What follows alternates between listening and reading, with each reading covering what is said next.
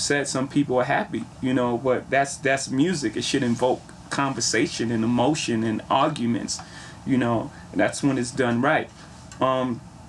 So yeah, some people are offended, and some people, I mean, usually people that are offended are those who are comfortable in their position, because, you know, a person like Kanye West, he isn't offended because he can make different types of music. He uses auto-tune all the time. And actually, he was part of the creation of the song. So that's the irony of that. The guy who just made an entire album using auto-tune is part of it, you know, and that's just the artistic freedom that, you know, he wants for himself, that he loves out of other artists as well, and that's a strong person, and he knows he can make different type of things. Like, okay, is auto-tune over, or, you know, I'll move on to something else. If someone's using it as a gimmick or a crutch, then maybe they'll be upset, or maybe they'll be uncomfortable with it. There are guys home writing 100,000 hours who can't get in the game because someone with half the talent is, you know, using this gimmick as a crutch and taking up their airspace. I'd rather the guy who's, I'd rather hear Lupe Fiasco, who I know is putting incredible time and craft into what he's writing, than to hear, you know, a song with, you know, with just a catchy track with some auto-tune. Don't get me wrong, I love some of it, because some of it is written well. Like, you know, some of those T-Pain songs are written fantastic. Even without the auto-tune, the melody that he writes underneath them are incredible. Heartless, the song that Kanye has, the melody that he writes works with or without auto-tune, you know.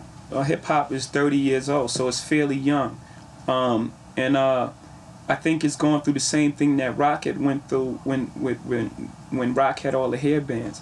Had, you know, I mean, and Nirvana actually challenged that, you know.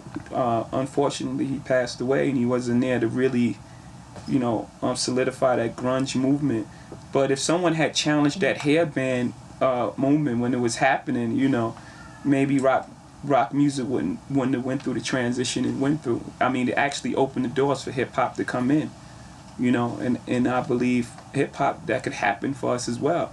We can open the door for some other sort of aggressive music to come in, something with emotion and feeling, and not so, you know, robotic and watered down. Well, we're talking about two of the most dynamic performers in hip-hop, and Biggie and Pac. So, you know, their unexpected and departure left a huge void, and so that's gonna always be difficult to replace. I mean, they're irreplaceable, you know, no pun, but they're no pun again. It's pun as well.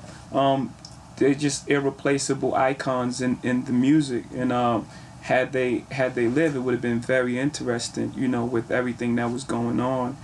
And I would have loved to see both of those guys fulfill their potential, and I believe it would have pushed everyone artistically. I know it would have pushed me to make even greater music, just to stay around and compete with those guys. Because I remember Biggie making Who Shot Ya? You know, someone gave me the song before it was out, and I took it home in my car, and I made like 4 songs that night. So, you know, just the push, and it would have been both ways. I remember playing, the last record I ever played for Biggie was Streets Is Watching.